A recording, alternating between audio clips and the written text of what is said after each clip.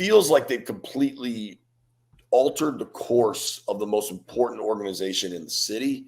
And because of that, because of like kind of the long-term enormity of it, it feels bigger than maybe all of it, honestly. It's the Ross Tucker Football Podcast. Oh, yeah, it is. But it's not just any Ross Tucker Football Podcast. It is a Monster Monday. We're starting a new week. Hard to believe it's July 24th. Every NFL team will be in training camp by the end of the week. And in fact, a week from Thursday, it's the Hall of Fame game. I mean, this is bananas. It's happening. And speaking of happening, the sale of the Washington football franchise, currently known as the Commanders, actually went through. And it's such a momentous occasion. We don't do this very often where we take a deep dive into one franchise. This warranted it. This merited it, which is why we're going to have my guy, JP Finlay, who's all over the radio down there in DC area, all over NBC Sports, just awesome guy. And by the way, I believe, I'll confirm this, lifelong born and raised in Washington. So nobody better to talk about this momentous occasion than JP. I can't remember the last time I said who the winners were. I did say a YouTube winner, actually, on Thursday last week. So I'll check and see if we have legit spread the word winners via social media, either at Ross Tucker NFL or at Ross Tucker Pod, as well as anybody taking advantage of any of our awesome sponsors, whether that's West Shore Home or DraftKings or Labatt, or of course, Babbel, which I'll tell you a little bit more a little bit later. Right now, though, it's Big Show time. The Big Show. As promised, we've got my guy, JP Finlay, who's kind of become the guy down there in D.C. over the last, 5 to 10 years when it comes to the Washington football franchise. And JP, I want to make sure I have this right, first of all. Number one, follow him on social media at JP Finlay, Finlay, NBCS. But I want to make sure I have it right. You are born and raised D.C. area, right? Yep. Yeah.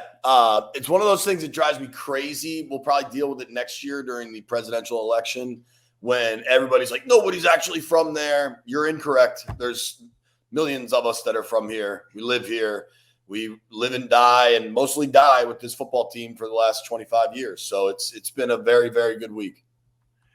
That's what I wanted to kind of get into, is just it happened Thursday afternoon. I mean, even like Thursday morning, there was still some skepticism, or I read some tweet where Snyder's lawyer said they still have something to figure out, or I don't know. I just want to know what this weekend was like for you, your friends, your family, and the fans that I'm sure interact and engage with you on social media. Ross, it was nuts, man. It's been crazy down here, honestly. So everything happened Thursday. I was in Minnesota just covering the meetings. The radio station I work for is 106.7 The Fan down here in D.C.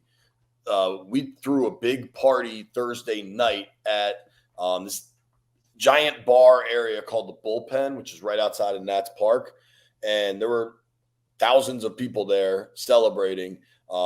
Josh Harris then called. After everything went down, Josh Harris called into the radio station and bought everybody there a beer. He just started a tab up from his private jet and bought everybody a beer, which is such a simple, easy gesture. The guy's worth billions. How much would he spend? $500 on beer or something?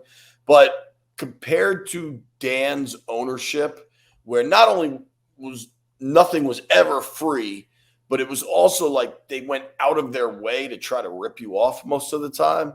And I mean, your story on that is incredible, but like it just feels so different. It feels like such a departure. And then Friday was really this cathartic celebration. So Friday they had an event at FedEx Field at the stadium that was open to the public. They called it a pep rally.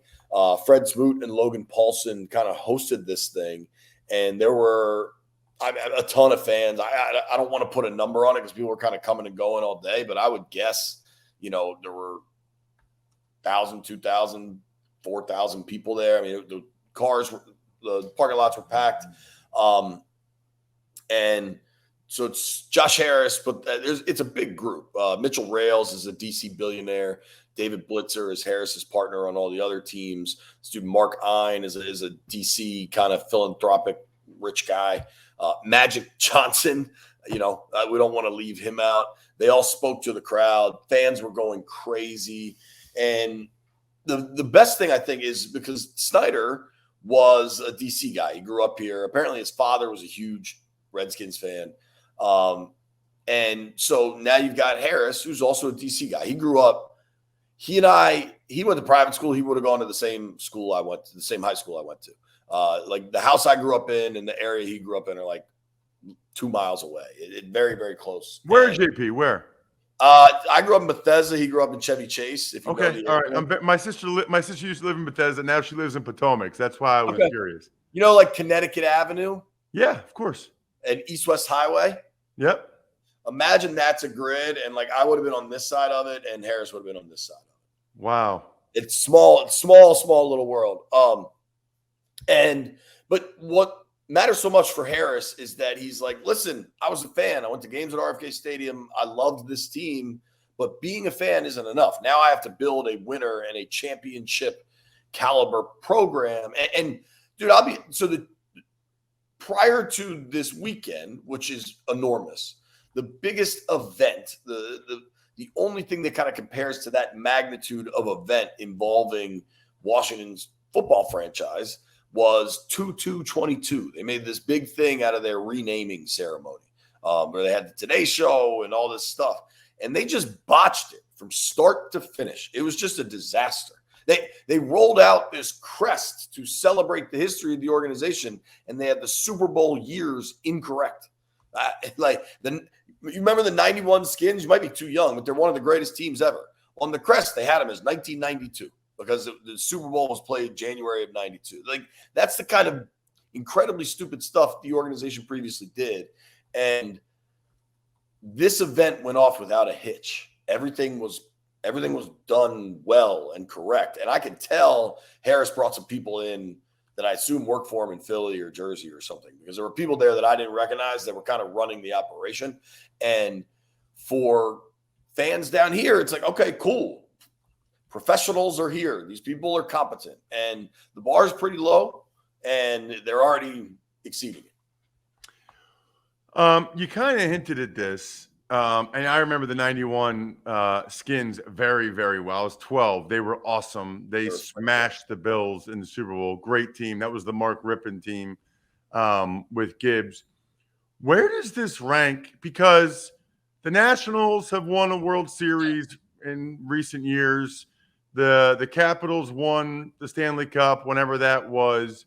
I guess I'm curious where this sort of ranks among positive Washington sports area accomplishments over the last, 30 years? Yeah. So the Caps won the Cup in 18. Nats won the World Series in 19.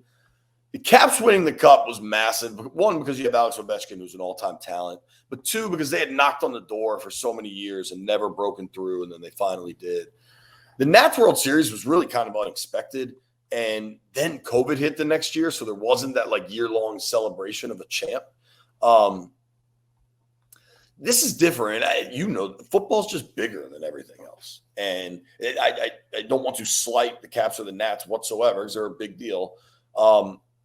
But this also isn't a one-year thing. This is changing the trajectory of a franchise that once was among the league's great and became – the Bengals and the Jets and the Lions, they became a laughingstock with the perennial laughingstocks. And you feel like this is an opportunity to get things back to where they were. Now, what we know about football, especially current modern football, is that competing for championships is really pretty hard unless you can find a quarterback.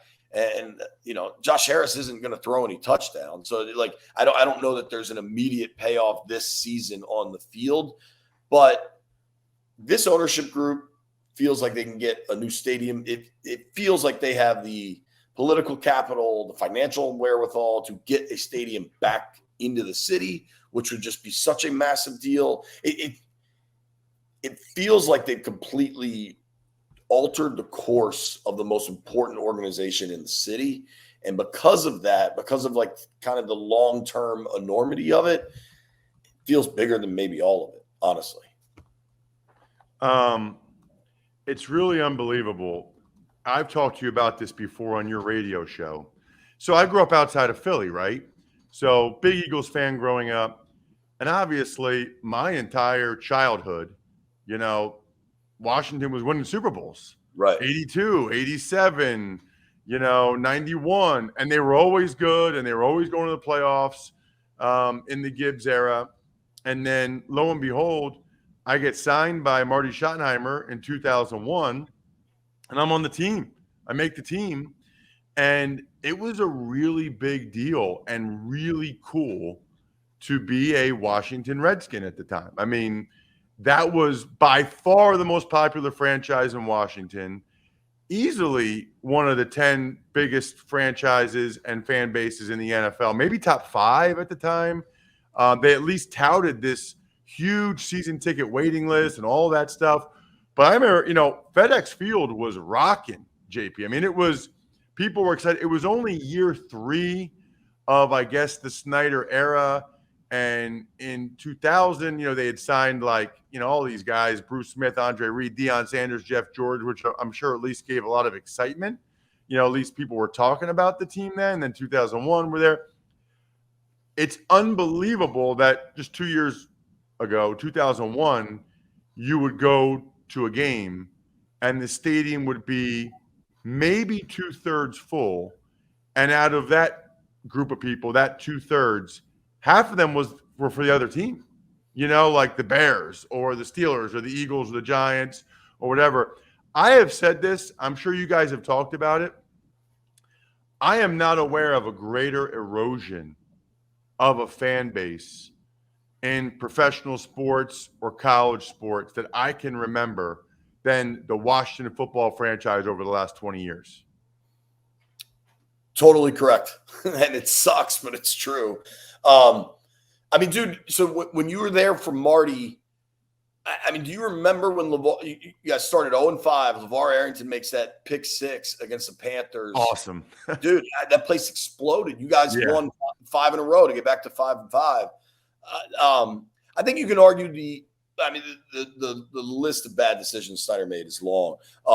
But firing Marty after that season was one of the best. That changed the whole trajectory because Spurrier was a joke. Right. And if he had just kept Schottenheimer, if he's done nothing else, just finished 8-8, right?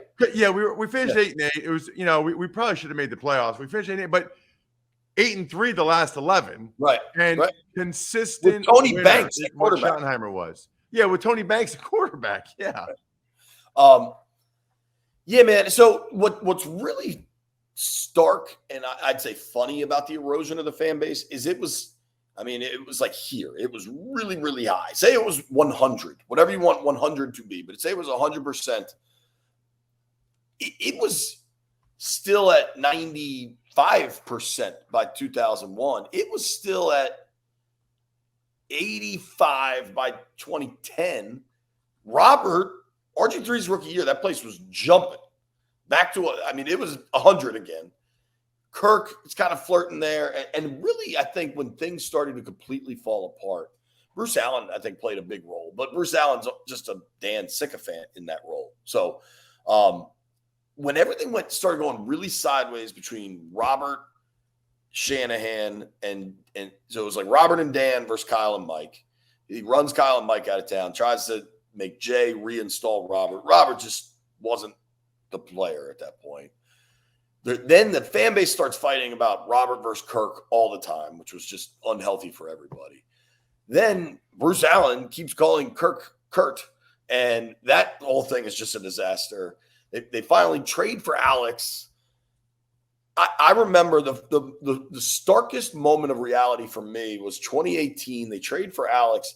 They were 5-2 at home with a first place in the division, early November, beautiful fall weather day with a game against the first place Houston Texans, who had J.J. Watt, Deshaun Watson at quarterback, DeAndre Hopkins. Like the Texans were kind of high flying at that point in time.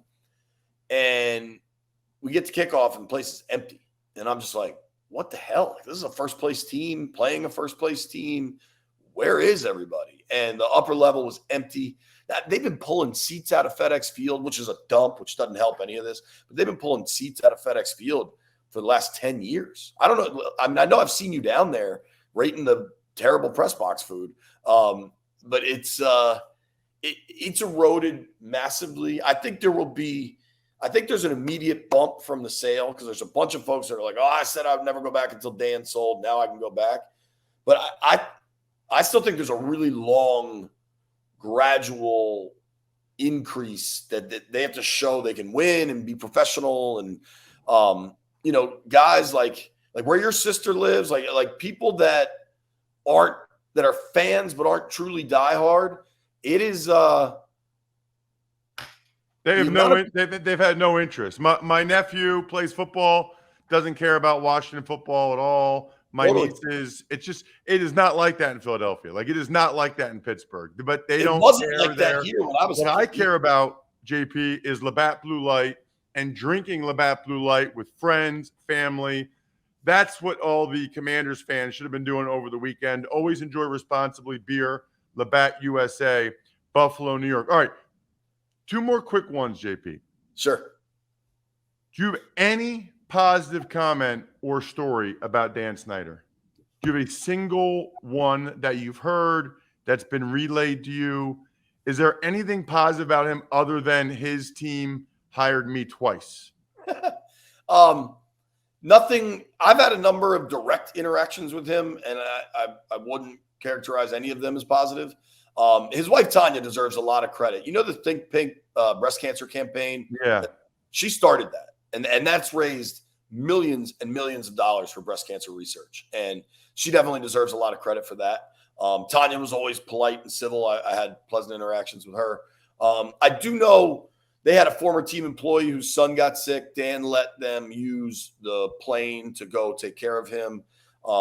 You might remember this dude, Chief Z. Do you remember Chief Z?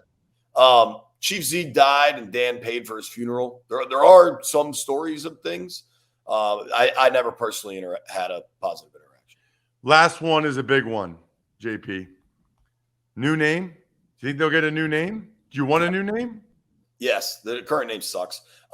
Everybody, the only name that seems correct is the old name, which because of, kind of societal norms at this stage, I don't think they'll go back to. I did find it interesting. Harris said Redskins a lot in his 2 days of press conferences, which was kind of like taboo for a little while. And he's like, clearly doesn't think so. I think a new name's on the table. I think they will discuss it. I don't know that it actually happens, but I know this, that a lot of people are like, oh, the league won't let them do it. I think you cut a $6 billion check and the league is willing to work with you on a lot of things. And why wouldn't they let them do it? I mean, it's not like there's any value in the Commanders or people are excited about it. I mean, I understand you don't need to answer that. Like, I know the reasons why they wouldn't want them to do it, but I don't know why they didn't go with the Red Hogs or the Warthogs, because then it's like going back to that era without having any reference to Native Americans. I mean, JP, you're the man. This was awesome. Exactly what I was looking for. Thank you so much. Please follow him on social media at JP Finlay NBCS. And by the way, if you are into Washington football at all, you got to follow him on social media, and you can even get the Odyssey app, listen to his show in the afternoons. It's fantastic. JP, thank you so much, man. Really appreciate it. Or middays. Thank you. Thanks, buddy. Good to see you. Always good to see you, JP. That is fascinating to me, every aspect of that. You know what else is fascinating to me? Learning a new language. And there's no better way to do it than Babbel. I mean, other than actually like going to a city like we did when we went down to Quito, Ecuador, which was awesome. But it was very helpful that my wife, my daughters, and I spent some time on Babbel ahead of time, they have these quick 10-minute lessons designed by language experts to help you start speaking a new language in as little as 3 weeks. Look, we didn't know a ton of Spanish, but we knew the basics. We were able to get by with the basics thanks to Babbel. Here's a special limited time deal for my listeners. That's you guys to get started right now. Get 55% off your Babbel subscription. It's only for you guys. You're not going to find that anywhere else. At babbel.com/Ross. Get 55% off at babbel.com/Ross, spelled BABBEL.com/Ross. Tux takes. All right, Ross, we'll start with some roster moves. Eagles sign offensive lineman Dennis Kelly. The Jaguars re-sign Dwayne Smoot. Titans restructure Kevin Byard's contract. The Ravens sign running back Melvin Gordon. And the Giants sign Cole Beasley and James Robinson. Lot of teams realizing, hey, we could really use another guy here, or at least some competition here, bringing guys in. I think what's notable there is Byard basically took a $3 million pay cut. Vikings rookie wide receiver Jordan Addison was cited driving 140 miles per hour at 3 a.m. Not going to make a huge deal out of this, Jack, but that's concerning. It was 55 mile an hour zone. He's going 140 at 3 a.m. Maturity is a really important trait for successful professional football players. And to say that's immature is an understatement. Bills EVP/COO Ron Raccuia is out after leading a new stadium effort. I would like to get more information on this. I'm curious how involved he was in any of the football decisions, but it's like he helped them get this new stadium, and now Pegula the owner is basically taking over his role, which I find very interesting when there's a change at the top of the food chain. Commander's sale is official, but new news is Daniel Snyder's $60 million fine for sexual harassment and financial fraud. It's just unbelievable. It's just unbelievable. I mean, he is like the bad guy in every movie. It's unbelievable. I mean, what a combo there. Stealing from your NFL owner partners and sexual harassment, just awful. Jaguars associate strength coach Kevin Maxson has come out as gay. Honestly, what jumped out to me, is there a better name for a strength coach than Maxson? Maxson for a strength coach? That's incredible. Is that his real last name? I mean, guy was like destined to be a strength coach. We're maxing out today. Chiefs defensive tackle Chris Jones doesn't report to training camp and is incurring $50,000 fines per day. So I'm going to make this, Jack, my Labatt take of the day, presented by Labatt Blue Light, the pristine Canadian Pilsner. Enjoy your beers together so you can live life to the power of we. Always enjoy responsibly. Beer, Labatt USA, Buffalo, New York. I don't think this is the best move for Chris Jones. I think he would be much better off if he reported to the Chiefs and then held in for a couple of different reasons, right?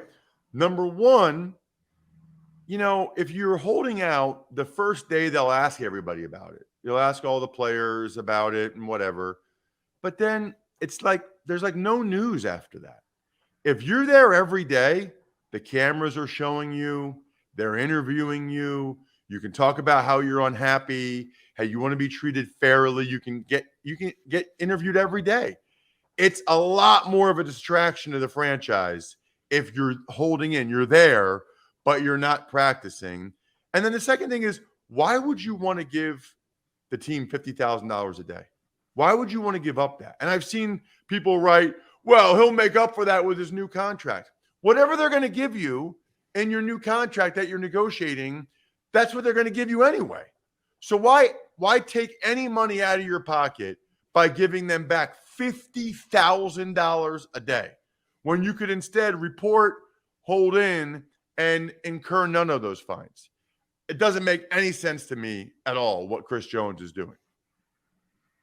What does make sense to me is that we are back, baby. How about Fran Duffy on the College Draft Podcast today with me and Emery talking about the top 2024 defensive prospects.